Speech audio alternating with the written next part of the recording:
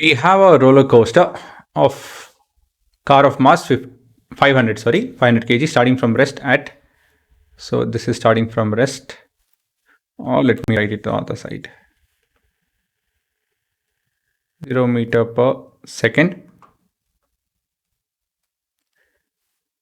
which is at a height of 50 meters. So this is 50 meters high above the ground. It slides along a frictionless track at point B. So this is point B, which is 20 meter above the ground. So this is 20 meter above the ground. The car encounters the loop with a radius of 0.5. So this radius is, let me write it over here, or I can just indicate it this way, 0.5. Sorry, not 0.5, it's too small, 5 meters. It's not a practical value, but anyways, let me continue. Calculate the speed of the car at B. Okay. The force exerted by the track on the car at the top of the loop. So let me call this as point C. And the minimum speed required at point B for the car to successfully complete the loop. So we have formulas for those though. So we'll start off. My answer actually needs the diagram.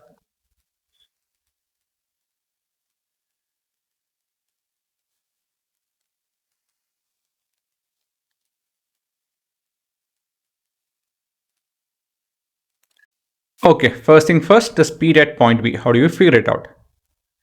Since this is frictionless, the energy at point B should be equal to energy at point, I didn't call this as anything, so let me call this as A. So we are looking at speed at B. So mechanical energy at point A should be equal to mechanical energy at point B.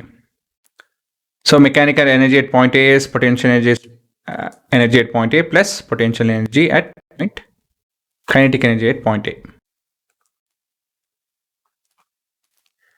This is potential energy at point B plus potential kinetic energy at point B. So I'll write the condition as the roller is on a friction-free surface, frictionless surface, right? So this is as per conservation of mechanical energy. So now potential energy at point A, right guys? So sorry, I didn't explain the logic behind whatever I'm thinking. See, the thing is, there's no way the energy is lost.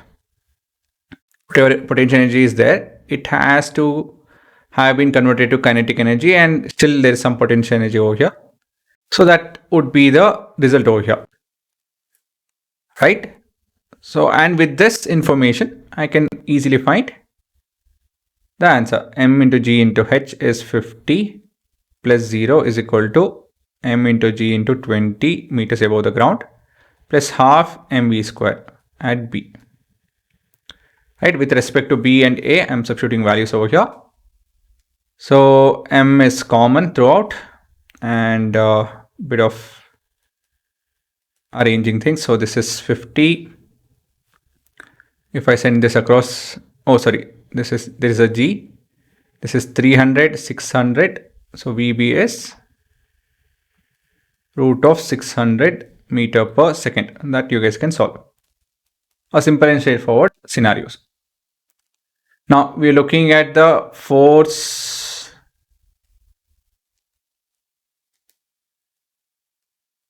exerted by the track at top of the loop.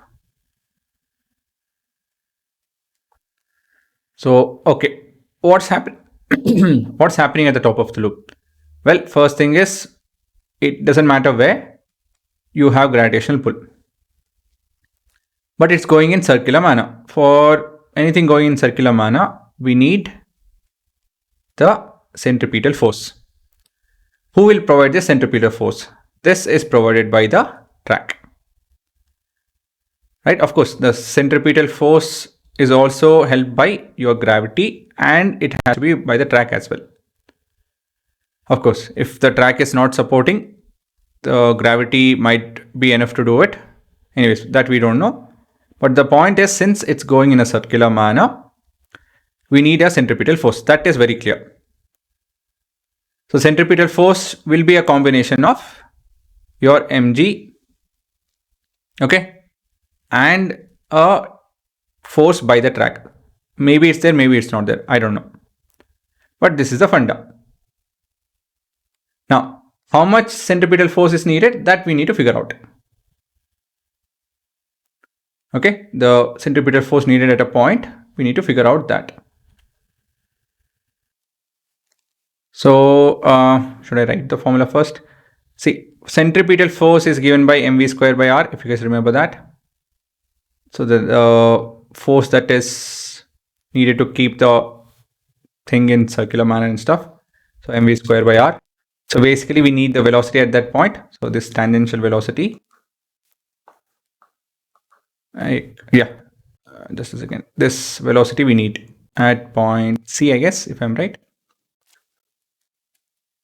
Yeah, at point C.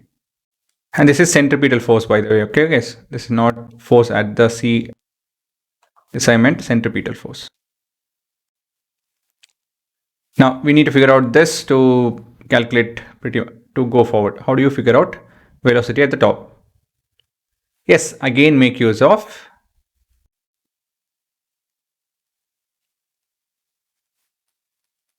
your potential energy. So mechanical energy at the point, say A, should be equal to the mechanical energy at point C. Same reason. The mechanical energy is conserved, no matter what in this case. Because friction is not there, that's why I'm telling no matter what. So here, this we know, this is mg into 50, and this will be equal to mg into, this is 20, this is 10, right? 5 plus 5 is 10. So this is at a height of 30 meters. So the potential energy will be 30 plus half mpc square. Okay. So again, m will get cancelled. And this is 200, 400. So the velocity at the point C should be 20 meter per second. And from here, I'll be able to figure out net force at C will be Fc mv square by r. So all this derivation we have done. So you guys have to have a look at that. I think it's 5,500. 20 square by radius is 5. Again, not a good set of value. It just me who has taken it. So 400 and 2 more zeros. So many Newton of force at point C. Okay. This is the amount of force that is needed at point C.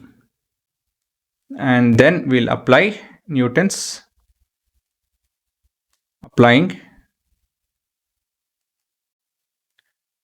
second law at C. We have the information. So F net is nothing but your centripetal force that is needed, is contributed by the force by the track plus mg.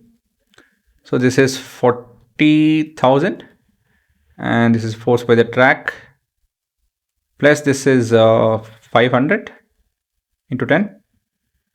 So this is 5,000, this is 40,000, and so the force by the track is 35,000. Okay guys, so now with this I'll be able to figure out the minimum speed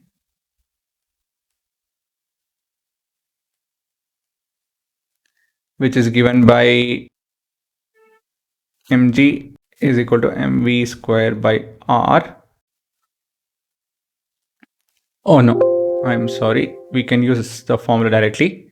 So the VB, I guess, we need it at B, is 5 times of GR and stuff. So this is 5 times of 10 times of 5. So this is basically 5 root of 10. 5 root of 10 would be 5 root of 10, 15 point something, 15.8 meter per second. Okay, so this is another question altogether. My bad. Yeah.